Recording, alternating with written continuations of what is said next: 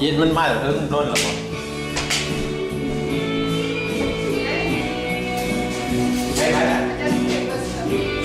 แต่ผมเองก็ไม่ทอดเลย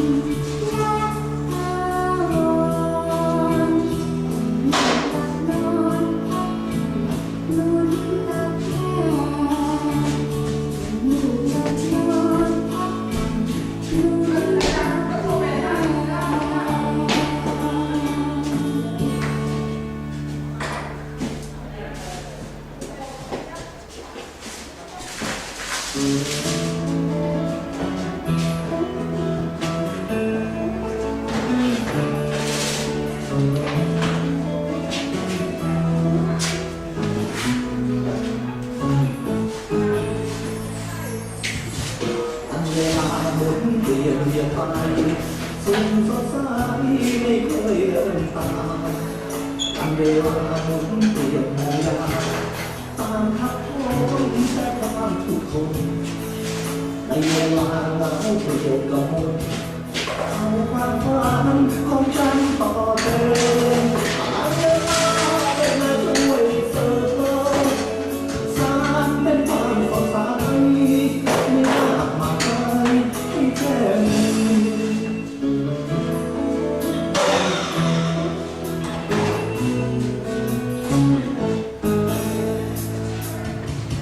มีความ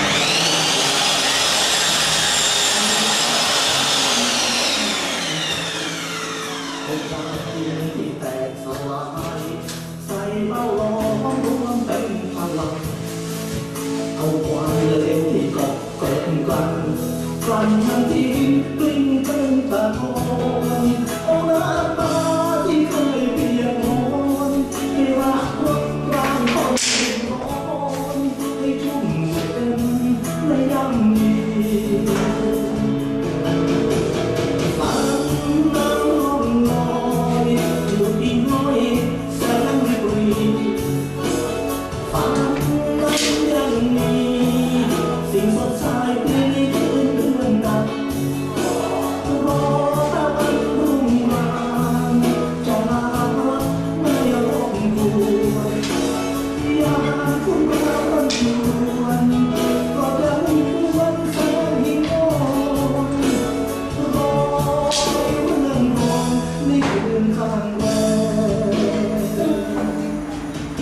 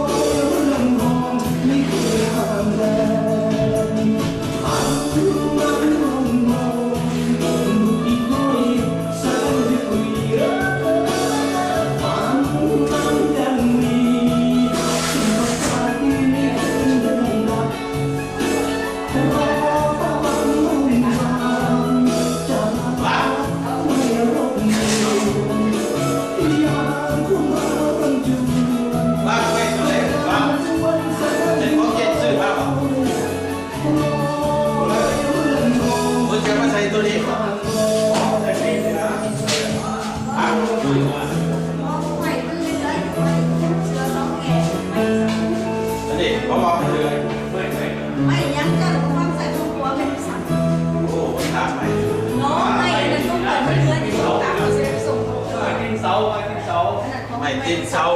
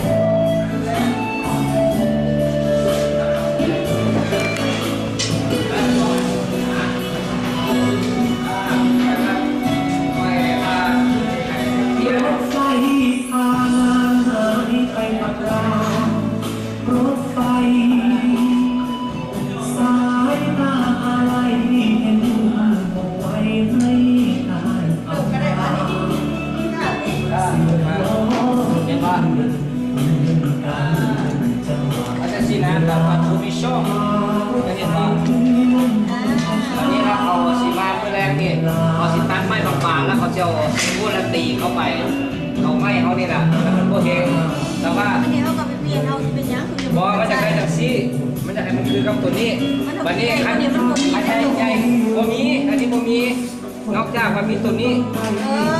ตัวนี้นี่มีเพื่อนนะมีแต่ซัมติงตัวนี้นี่มันได้ตัวนี้แหละว่าเพราะว่าตัวนี้นี่มันบางงานก่อนตอนนี้โจ๊กงูก็โจ๊กอ่ะโจ๊กมันจะสิได้ในโจ๊กมันจะเงี้ยอะไรพอได้เพราะว่าเขาทีปล่อยมันเป็นเขาทำทางนั้นก็เขาคิดมันก็คือกันมันชีมามันชีตั้งให้ตีใส่พอมันได้จับมันเองตัวนี้ใช่ก็สิมันสุดตั้งละตัวนี้ใช่แล้วสิทางบอกคำใช่นี่เป็นทางบอกคำพยายามเงินคนบ่มักเงินก็อยากได้คำเขาก็จะปล่อยมันคำแต่มันเรื่องเราบอกคำมาปล่อยแล้วจะมาปล่อยว่ามันจะตัดกันนะครับมันติดอยู่ว่าสิคำบ่มีแต่เงินละเอามาโปรเซ่ละเอาสีทามันติดอยู่ว่าสิคำน้ำเป็นแค่สิบอยู่เนี่ยทาเล็กอย่างนี้มันต่อได้มันบ่มีทาเล็กเขาซื้อน้ำมาสีน้ำกัดสีน้ำอยู่ก็โอเคสีน้ำแยบมันหวีเด้อ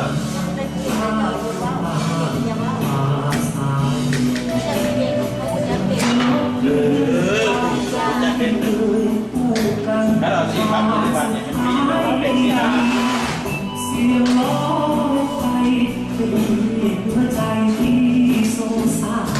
ต้องเป็นเราใช้เล็กโคใส่เล็กใส่เล็กหมดแล้วก็ใส่ไฟหมดเลยใส่เล็กใส่เล็กใส่ไฟนี่ใส่เล็กใส่ไฟใส่เล็กสีกำตัวนี่ใส่ไฟไม่งั้นปล่อยว่าซัด